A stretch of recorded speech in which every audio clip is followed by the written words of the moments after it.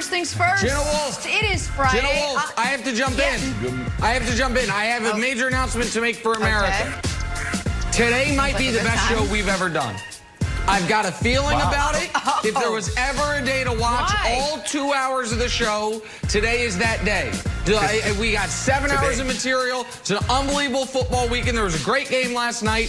Today is the day. I cannot wait. The most excited I've ever been for a show. Great game last night. You know what? I like it. A lot to talk about. I like that a lot. All right, so let's do it. Let's start with last night's game. Let's dive in. We got 2 hours, as Nick said. It's going to be fantastic 2 hours. It's a lot of pressure on me, but that's okay. I can handle. Start with Seahawks and Cardinals. Thursday night football. Both these two teams tied coming in. Both these two teams with MVP candidate quarterbacks. Russ and Kyler both tossed 2 touchdowns. No turnovers, but for the second week in a row, Russ getting a little help from his friends on defense. This time, good enough to get a win. Seattle pulls it out 28-21 over the Cardinals, and with that, the Seahawks now move into first place in the NFC West. Brandon, I'm going to start with you, buddy. Who deserves more credit for the win last night? I can't even believe I'm asking this, but Russ or his defense?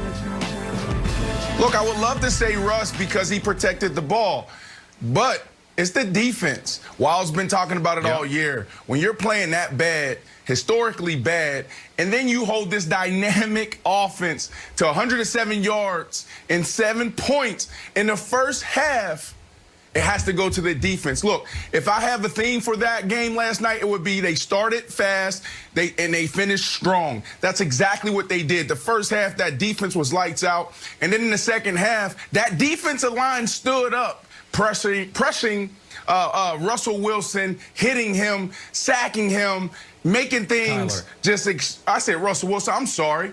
Kyler Murray.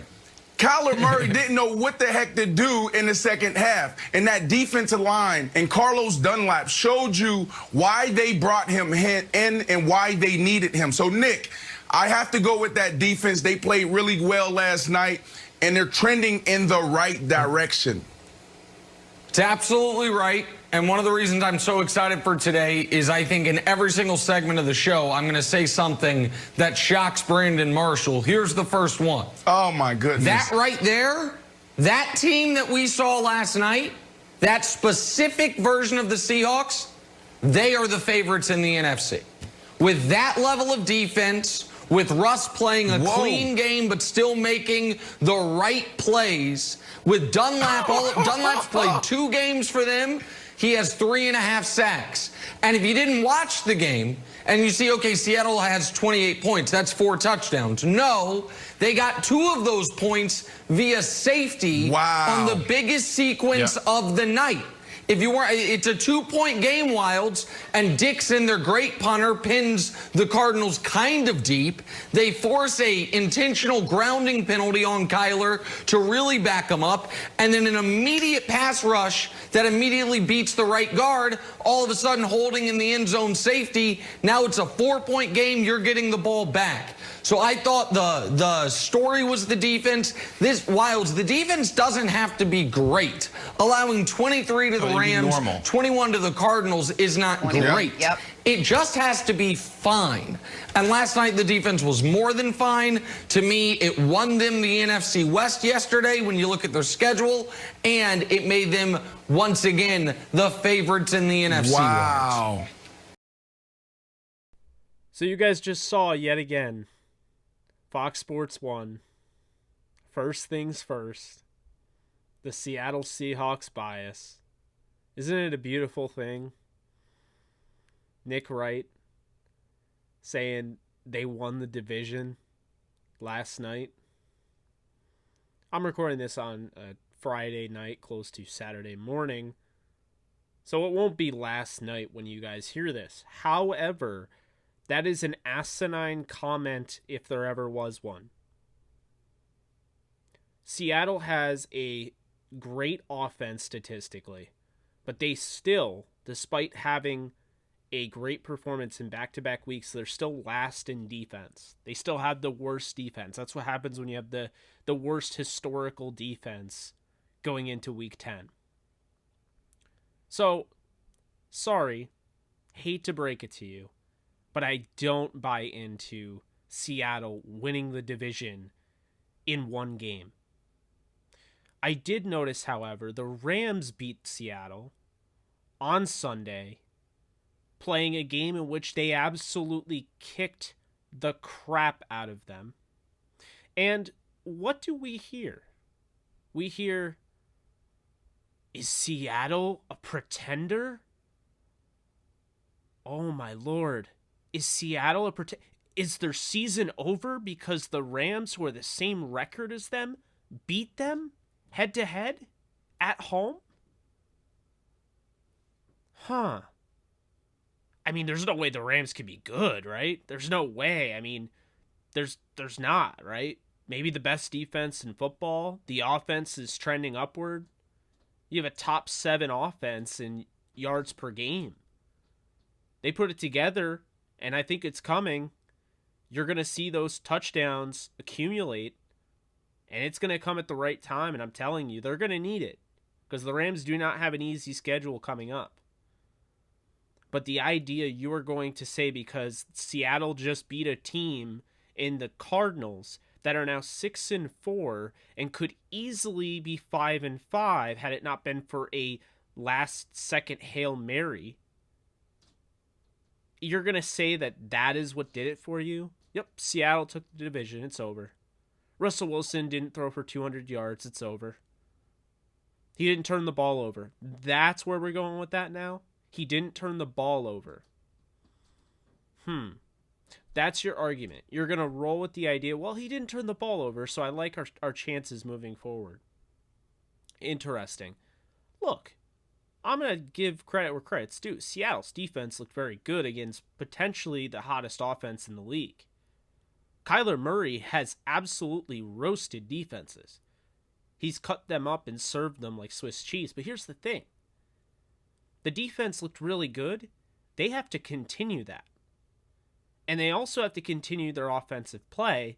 And they still have a meeting with the Rams, who, by the way, hate to break it to you, first things first, but if the Rams beat Tampa, which I know you don't want to happen, if the Rams beat Tampa, you can't talk about Seattle as the number 1 NFC team in the standings because the NFC West would be led by the Rams due to the head-to-head tiebreaker that we're forgetting to mention.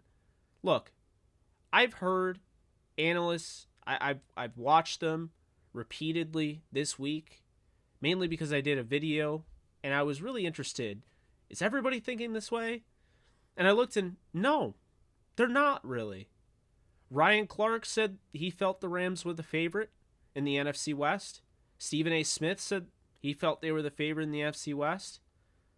I thought Chris Sims had a good assessment. I don't think he gave out a favorite in the NFC West, but he didn't just give it to Seattle.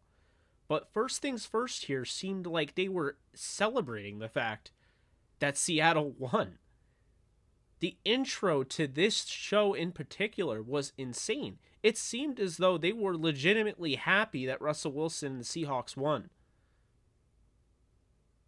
I'm not going to say that they're biased.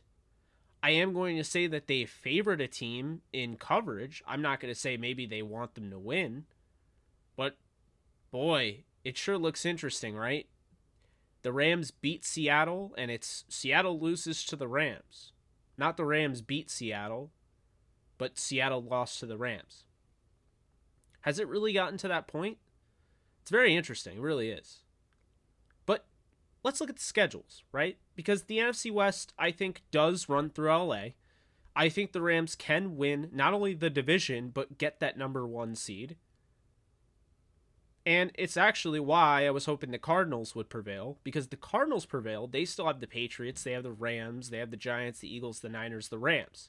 Now, you could say, that schedule isn't that bad. Yeah, but they're getting the Patriots at probably the worst time to play them. They're starting to wake up. They're feeling good. They're on a 2-game winning streak. The Rams twice. And the 49ers, second to last game of the year, playing for pride. Likely going to have George Kittle back and maybe even Garoppolo. It's not a game I'd want to play. I mean, the Eagles, and I'll say this, at Giants. Well, Tampa didn't make that look easy. So I'm not going to count out the Giants winning that game. So Arizona could be 5-5 had they not won on a Hail Mary against the Bills. That saved them face. That made that game interesting. Seattle 7-3. They have the Eagles. They're in Philly. This is considered an easier schedule for sure, but especially playing the Jets and at Washington. But, they're playing the Rams again. They're playing the 49ers in San Francisco. I think San Francisco plays them tough. They'll be somewhat more healthy at the end of the year playing for pride. And or maybe, who knows, maybe they're trying to play for a spot, and that will energize them in that game. And then you have the Giants game, which, again, I'm not ruling out the Giants. I refuse. The way the defense is played, I know Seattle just net together 2 good defensive performances, but hate to break it to you, the Giants have been doing that all year, except for that one anomaly game against the 49ers. And hate to break it to you, but the Giants will be playing for a playoff spot because they have a legitimate opportunity, and I believe they will win the NFC East. So they're going to play the Cardinals. They're going to play Seattle tough. 49ers are 4-6. They're not out of it either. So I think it's very interesting how we've already decided Seattle, like Nick Wright said, Seattle has won the division as of the Thursday night football game, the way they played. But we didn't give credit when the Rams won in the same fashion. It wasn't a dominant offensive performance, but it was a dominant defensive performance. But all we wanted to do was say, wow, Russell Wilson really struggled. Do you see how that's interesting? How the script flips like that? It is so interesting to me. It really is. What happens if the Rams stomp on Tampa Bay? See, I don't know. But what I'll tell you is, regardless if they have something against the Rams or not, this recency bias in media has to go away. This is ridiculous. This is like ridiculous knee-jerk reaction. Look, Seattle's improving. They added Carlos Dunlap, who had the game-winning sack. But Seattle still has to play more games. They didn't win the NFC West. That is such an irresponsible statement to make. The Rams didn't win the NFC West when they beat the Eagles. And they won't win the NFC West until they win the NFC West, which I believe they will do. But that is such an irresponsible statement to make. And are we really going to act like, again, if you haven't paid attention over the last 4 weeks, the Rams offense has gotten better at moving the football. Eventually, they're going to hit that stride and they're going to start turning those into touchdowns. On top of it, think about how many points have been left off the board because of their lack of kicking. Now they might have a kicker in Austin McGinnis or Matt Gay, who came over from the Colts practice squad. One of those guys is going to make it. I don't think that they're going to have an issue at kicker. I really don't. I think one of these guys is going to be the guy. And then they're not going to have to worry about kicking extra points. They're not going to have to worry about kicking field goals. Changes everything. I think that's part of the reason that their scoring has been down this year is because, well, they had a kicker that couldn't hit the broadside of a barn with his kick. So now that Sloman's out and, you have Kai Forbath, who is on IR, and he struggled. I really think it comes down to, McGinnis or Gay, and I think one of them is going to be the guy. But the kicker shouldn't be what we're talking about. What we should be talking about is the fact that Jared Goff put together a solid game against this new improved defense. And he put the Rams in position to score 3 times in the red zone. And the Rams scored 3 times in the red zone on 3 rushes. Obviously, I think that 3-headed monster backfield that we're calling Cerberus over at Downtown Rams. You guys can call it Run DMC. I'm going to call it Cerberus. I like the 3-headed monster backfield. Malcolm Brown, Cam Akers, Darrell Henderson. If the Rams prove that they can run against Tampa Bay on Monday Night Football, that's going to be terrifying for the rest of the league. Tampa Bay is averaging less than 75 yards per game given up. 75 yards rushing. The Rams are averaging over 130 yards on the ground. They're like 6th in rushing right now. And that's the thing. And so eventually, the Rams are going to test. They're going to go up against these teams. They're going to test them. And we saw Tampa Bay couldn't match up well against New Orleans at all. New Orleans had their number. They beat them twice. They swept them. Well, what happens if the Rams have their number and they can't match up with the Rams? Because I think the Rams match up very well with Tampa Bay. I really do. And so that's the really intriguing thing here, is that we're all over Seattle beating Arizona, a division rival, but we weren't all over the Rams beating Seattle because they're a division rival. We just, oh, well, they always do that, so who cares? It's not like the Rams were 3-6 when that happened. They were 6-3, but who cares, right? Just, who cares? Jared Goff? No. Jared Goff didn't beat Russell Wilson. Russell Wilson didn't turn the ball over 3 times. He didn't have the ball taken away from him 3 times. He turned the ball over 3 times. That's a difference. Darius Williams didn't dive in front of 2 interceptions. No. Leonard Floyd didn't have 3 sacks and a fumble recovery. No. None of that. That wasn't talked about. And it won't be talked about. So, here's the thing. The Rams are 6-3. They have an opportunity. They face the Bucs in Tampa this upcoming Monday night. The 49ers, likely without Kittle and Garoppolo. In Arizona, Sean McVay has not lost to the Cardinals in his career with the Rams. The New England Patriots on a Thursday Night Football game in LA. The Jets at Seattle, and the Cardinals. Now we could talk about how tough that division or how tough that schedule is, right? That end of the schedule. But if they beat the Bucs, well, we know the 49ers are hurting, and they're probably not going to be fully healthy, so the Rams should win that game, and theoretically, they should be able to beat the Cardinals twice and Seattle. They have experience, they have the familiarity with those 2 teams, and then the Pats and the Jets.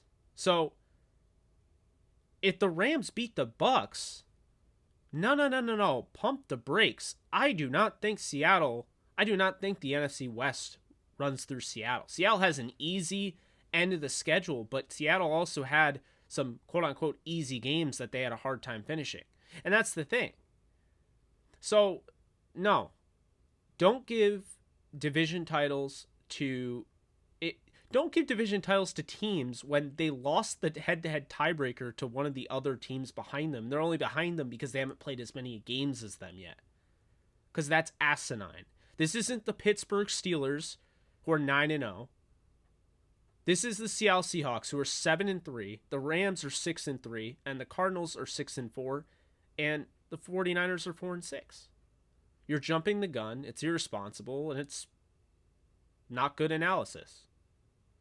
So at the end of the day, Rams fans, I'm sure you enjoyed this video. I'm going to call it like I see it. If I feel as though that it's being clear and obviously biased, I'm going to make a video about it. I'm going to point it out. And right now, I don't feel like Seattle is being treated the same as other teams. And quite honestly, I don't think the Rams are being treated as, the same as other teams. I don't think the Raiders are. I mean, the Raiders are 6-3. Would you ever know that? I don't remember the last time them showing highlights of a Raiders game on one of those talk shows. I keep bringing up the Raiders because it's true. And that's my thoughts on that. The NFC West, in my opinion, runs through LA. If the Rams lose to Tampa Bay, then they're probably looking at the wild card, but they can still make up ground, and they can still win the division. But to act like it's already in Russell Wilson's hands and Seattle's already won the division and potentially the NFC, it's irresponsible, it's asinine, it's moronic, and I can't respect it. It's not a good take. I respect the fact that you have an opinion. You're right to an opinion. I don't respect your opinion. Your opinion is bad. I mean, it like I said, you can't just give them the crown before they've already received it. Seattle has a long way to go. The Rams have a long way to go, and so does Arizona. Arizona's a little bit of an iffy one because a lot of those games were close, and they won by 1 or 2 plays, including the Hail Mary, and they have maybe the toughest schedule remaining. Probably not. I'd probably say the Rams. But it'll be interesting. It'll be something to watch. It will definitely be something to watch. But as we continue on, the Rams beat Tampa. If they pressure Tom Brady, they get to him early on. Say they blow out Tampa Bay. Well, it's going to be fun for me, and I'm sure it's going to be fun for a lot of you watching those talk shows, trying to justify what has happened to their beloved Tom Terrific and what has happened to a team that they considered filler content to talk about the Seattle Seahawks. But until that time, I am going to bounce. I hope you guys enjoyed this episode, or whatever you want to call it, video. Figured I'd talk some Rams. I got some really nice production on the first Rams video. A lot of viewership. Enjoyed the conversations in the comments. Always feel free to comment. I'm always going to comment or, respond back, or at least give a like on all of them. I try to respond regularly, so, feel free. Don't be a stranger there. And as always, if you like what you hear, be sure to subscribe and share this thing around. Let some people know Jake Ellenbogen isn't going to stand for, this mainstream sports talk media giving the Rams flack, and furthermore, giving any team flack that they don't deserve, and giving teams way too much praise. In Seattle, I don't care at all about the ratings. Seattle is getting completely overrated, and it is going to crash and burn. I can tell you that. All right, well, that's it. Later, guys.